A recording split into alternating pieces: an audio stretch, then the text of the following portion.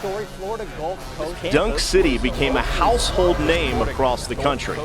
But the seeds that bore the fruit of that season really became planted in March of 2011, when Andy Enfield was named head coach of the Green and Blue. He has a quiet confidence about him that he exudes. It's not cocky, and he makes everyone around him just as, if not more, confident. I'm extremely excited about being an Eagle, and my daughters are even more excited than I am, so thank you. That excitement began to gain traction during the start of the 2011-2012 season as FGCU showed flashes of what could be with narrow one-point losses at TCU and at SMU. But it was the run to the 2012 ASUN championship game that really set the stage for the birth of Dunk City. I think after our loss in the championship game my freshman year, I know me, Brett, for sure, were just like, we had a taste of like what it was and like what could happen after. I think a lot of people counted us out. I think Coach Enfield made all of us stand out there and kind of watch Belmont celebrate. And I think I was standing next to Bernard Sherwood, and we talked, and we're not going to feel like this again. I knew we had a good team. We were bringing most of our guys back. It even started before the season began. During the summertime before that, we went on our foreign tour to the Bahamas, where a lot of the key guys from that tournament team were there. And that summer of my sophomore year, we were just all on campus together, just training, trying to get better, because we wanted to go back to the championship. The Eagles began the 2012-2013 campaign by defeating Miami in front of a school record 4,552 fans in Alico Arena. The Miami game at home was clear cut. They were so talented, and I can't remember what they're ranked now, but they're ranked in the nation. And Florida rivalry game almost for everybody. I think still might be the record for most fans in the Alico. And to see the support we have, the way we were able to play on that stage against that level of talent. Being a high major team like that, it kind of just showed us like, okay, we can really compete with anybody. When we beat them, I'm pretty sure that's when we had the most confidence in the world to know that we can pretty much beat anyone. Wins over North Florida and Stetson in the ASUN tournament pitted the second-seeded Eagles against rival and top-seeded Mercer for the title. Florida Gulf Coast is going to the NCAA tournament for the first time in 88-75 win over Mercer. The biggest stage was yet to come. A jubilant crowd of fans packed Alico Arena to cheer on the Eagles and to see where the ASUN champs would play in the NCAA tournament. Tonight was one of the biggest nights ever in the 16-year history of Florida Gulf Coast University. They're here to see who their team's going to play in the NCAA tournament starting next week.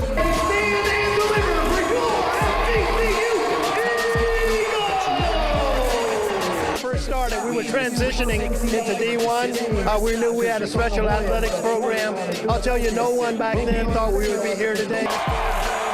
More than just our basketball program, it's something for the whole FGCU community. I had hoped for it. I didn't know if it actually happened. I hoped it would happen. That's one of the things you talked about in recruiting, that you make history, and that's something we're doing now. Little did Chase Feeler and the Eagles know just how much history they were about to make. With nothing to lose, FGCU entered the NCAA tournament wide-eyed, but knowing they could compete against any team in the land. It's fitting that if Philadelphia is the birthplace of America, it played the same role for Dunk City. 15 matchup as the Florida Gulf Coast Eagles take on Georgetown, with the winner playing either Oklahoma or San Diego. At the beginning of the Georgetown game, Coach Enfield asked me to say a couple words. Totally caught me off guard. We earned the right to be here. Nobody gave it to us. And the referee's not going to give it to us. Ain't nobody going to give it to us now. So we got to go out there and take it. Feel me? Now, if you with me, everybody stand up for damn up.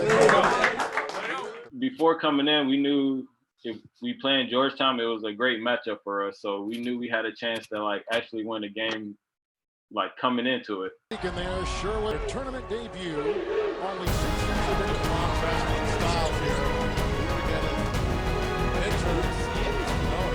We talked about the Eagles wanting to run to one to compete against the Hoyas.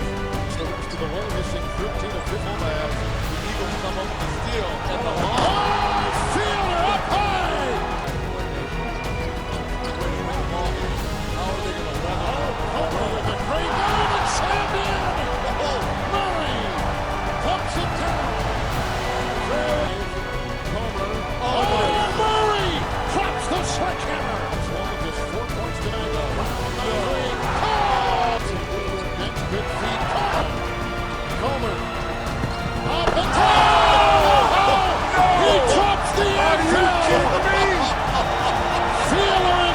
Brett Comer, welcome to your Kodak moment, my friend.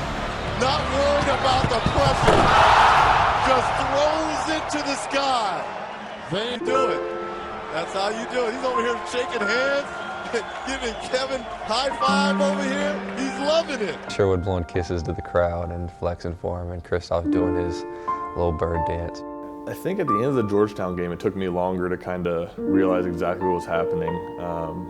Sherwood obviously noticed it real early and was shaking hands and blowing kisses.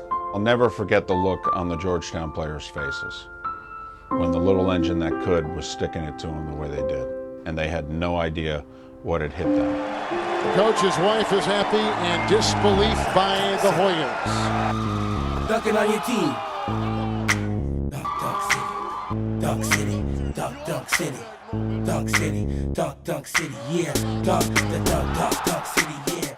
I think Georgetown came into this game thinking, okay, who is this team? Can you believe this story? Florida Gulf Coast, a 15 seed. I guess we should have. You go back and ask Miami, they would have told you who this team is. There was swag and confidence. And that, to me, was not a shocker. This team is very talented that knocked off Georgetown.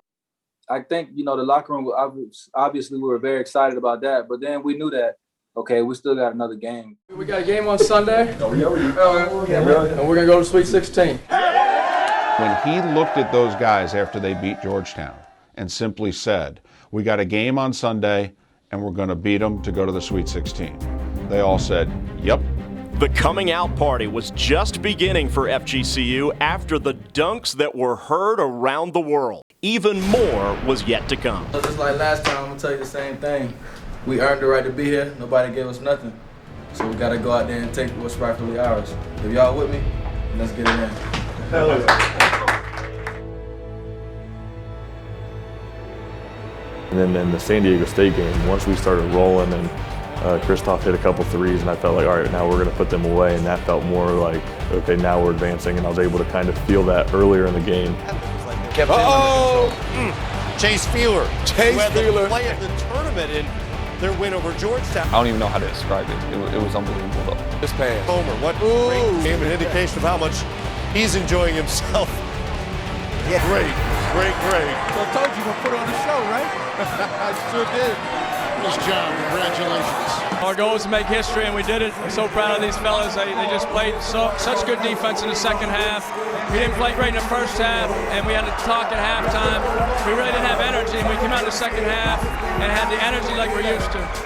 In Austin, it's likely to continue to Fort Myers and then on to Texas. I got to learn that. Later this week, we're going to get to the bottom of this wing flapping thing. And with that, in a 3-day span, Dunk City was born, and the nation had taken notice. For the first time ever, a 15 seed was going to the Sweet 16. The Eagles generated an excitement that was unlike anything else. It was magnificent, the way that we were all connecting. It seemed like everything was going our way for those first, 4 or 5 minutes of the game. A tip of the hat to the kids of Florida Gulf Coast University, beating Georgetown and San Diego State, showing that the Davids can't compete with the Goliaths. But the bottom line is, defensively, Florida was just too good. Florida played better than us tonight. They deserve to win the game. You guys made history in the Sweet 16. And you'll be remembered for many, many years. I'm so proud of you guys. It's been an unbelievable ride. So let's keep your heads up, please, and be very proud of what you've accomplished. Though the magic ended in Texas against the Gators, FGCU still wasn't done with the spotlight. The ESPY goes to Florida Gulf Coast over Georgetown. Here to accept for Florida Gulf Coast, Sherwood Brown, Brett Comer, Chase Feeler, Eric McKnight, Eddie Murray, Bernard Thompson, and Coach Andy Enfield. This means a lot. We're so appreciative of the support and the recognition that the nation gave these young men. Coming into college, you always want to do something special. Obviously, that team, we did something special by going to a Sweet 16 and creating a lot of memories and kind of putting Florida Gulf Coast on the map kind of as a men's basketball program in a way. We don't really understand how big it was. The older I get, the more I'm away from it. the more it comes back every year and people continue to talk about it, the bigger deal I'm realizing what it was. We couldn't even really go on campus without thousands of people rushing up to us trying to take photos and sign autographs, things like that. To this day, like we talk about just like the exposure it just brought to the school. They connect with it. Like they want this small school to dunk on, you know, these big schools because truthfully and subconsciously, we want to do that in our life. We want to overcome, and we do overcome, but we love those things because that's what we really want in our lives. You know? The Cinderella school, the little tiny school, the school from the place you've never heard of to make it really gave our area an unbelievable amount of exposure. People were starting to say, where is FGCU? Where is Fort Myers? We did some things that were special that a lot of people didn't expect. We were so connected and got along so well that it kind of builds into being able to do something special like that just from getting along, doing stuff together all day, every day. And obviously we had the right pieces and nobody tried to be the superstar. We all kind of played our roles and played off each other. True that only time will tell the future course of Eagle basketball. But one thing is for certain. The 2013 Eagles made history. They put FGCU basketball, their university, and their community on the map. And that will forever be their legacy.